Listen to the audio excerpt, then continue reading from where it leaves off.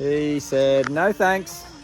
I don't want to go back to the shelter. I want to stay right here on the farm. G'day guys. So today we're going to talk about this guy here. Mr. Chopper boy. Ooh. Since the day I live in a dream.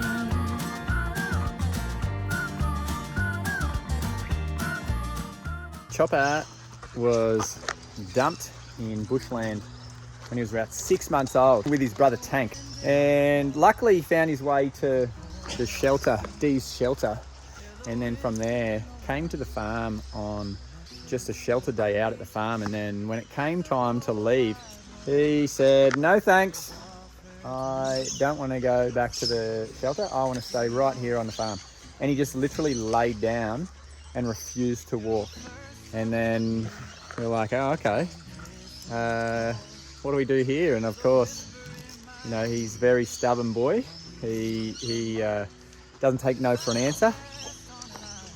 So who are we to say no to him? So he and his brother stayed here that night on the farm and stayed here every night since. Look at him. Look at him. Hello, mate. Oh, yeah, what a good boy. So Sam and I were like, why not? Let's, if he wants it that bad, let's let him stay and see how it works out. They end up being the sweetest boys.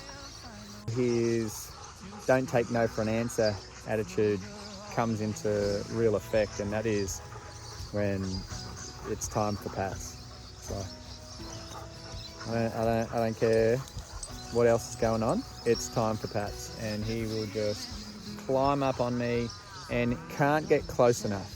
If I'm sitting on the couch or sitting down and he wants to come up next to me and climb on for pats, it's first off, it's, you know, one step at a time. It's just come up, sit next to me, then it's put the head on my lap, then it's put the two front paws, and it's put everything. Now you're sitting on my lap, but that's still not good enough. So then it's paws up on my chest, and then it's facing me and licking my face while cuddling me, while like just cannot get close enough. He is the most affectionate dog. If you let him, he'll do that all day, every day. The sweetest boy, aren't you, mate? Oh. He and his brother constantly puppy pile still. They just want to sleep on top of each other and sort of have as much body contact as possible with each other when they sleep. Chopper is right up there with being the most athletic. He's very, very impressive with his power, and that might be surprising for some people. But Chopper has an unbelievable endurance capability as well. He just does not stop. He goes all day, and when he first came to the farm, he was terrified of water, but now, after teaching him to swim and teaching him how to love water sports and chasing toys and swimming in the pools, he can't get enough.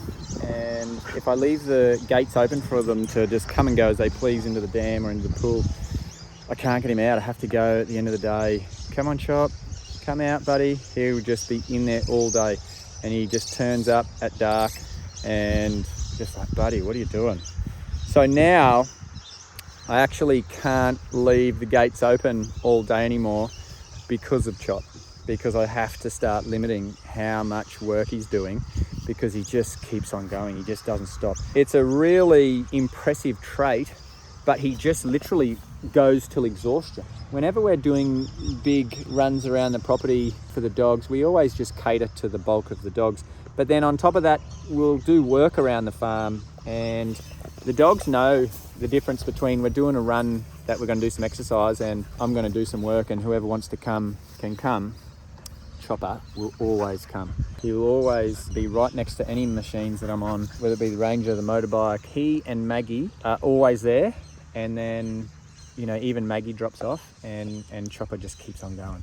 That athleticism is something that he doesn't share with his brother. Tank is definitely more on the I love toys. I'm just going to chill out and watch you got this one, brother. Given his athleticism, it is extremely hard to keep weight on him. Now, we have a separate feeding routine for Chopper. He gets fed more often through the day than the other dogs, and we still can't keep weight on him. He has good appetite. He eats well. he just keeps going. The one thing you might not know about Mr. Chop here, big, strong, and some people might say scary looking dog, but no one is more scared of Chopper than Chopper himself. Ooh, he's a big scaredy cat. He's the first one to jump in and bark if everyone's barking, like, oh yeah, what are we barking at, guys? What are we barking at? But he is also the first one to tuck tail and turn and run. Oh my goodness. The first time I saw him do it, it was like to something that I didn't think was even possible to consider it a threat, but Mr. Choppy boy, he'll be scared of his own shadow if it jumped out in front of him. I think that's one of the things that makes him so lovable as well. He's got an appearance of this big tough dog, but all he wants to do is give you big smoochy kisses and cuddles and run away from anything scary. Choppy boy, that's why we love him. Chopper and Tank have a very special relationship. They not only have spent their entire lives together being siblings and being abandoned together, they obviously, who knows if there are any more that were dumped in the forest, but Chop and Tank stuck together and ended up in Dee's shelter. So they have a very special connection. They've been through a lot.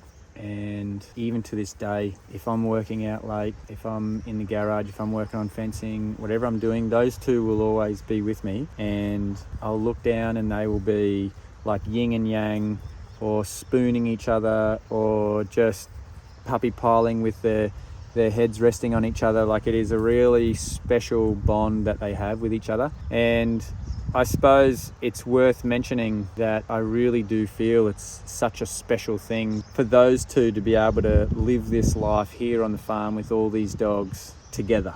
They went through so much at the beginning, they survived all that, and then have ended up here and now are just living their own best lives with each other. And they both stick up for each other, they both look out for each other. It is a really special bond, and I think it's quite special that they're going to live here together for the rest of their days and never have to go through that separation or that heartbreak of having to say goodbye. I think that's a really special thing. I love looking over at them and seeing them puppy piling with each other. They're like, I don't care what we're doing, we're together. We could be anywhere, it could be raining, you know, and they'll be puppy piling on top of each other like, yep, seen this before, no worries. And I love it. I love seeing it. I love seeing that special connection that they've got. Chopper, very different personalities to Tank. Chopper's play style, it's an interesting one. It is very intense, but only with select dogs. He loves to play really rough, really fast, but only does it when he really feels safe. He loves one-on-ones with his brother. He loves one-on-ones with Roscoe.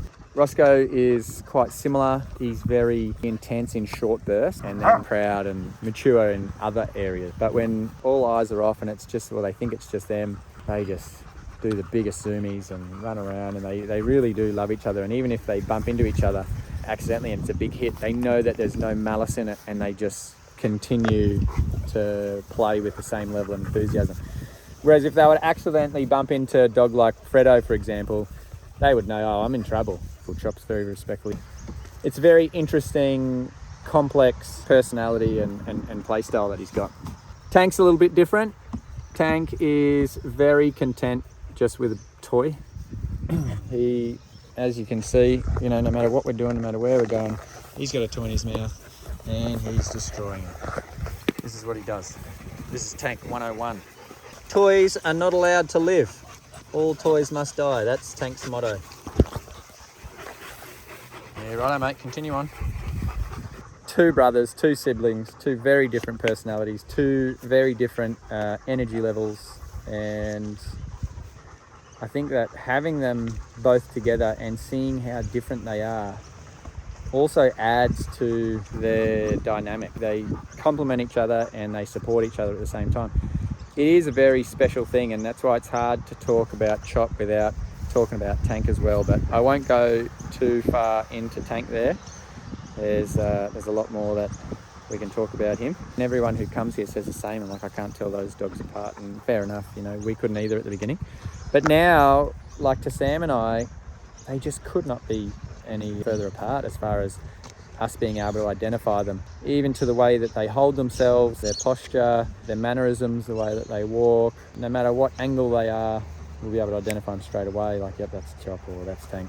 So one of the cool things I like about Chop is his ear. He's got one ear that is just standing straight up like a mohawk, and the other one's just like a little bent off onto the side. There he is. Hey, good boy, mate.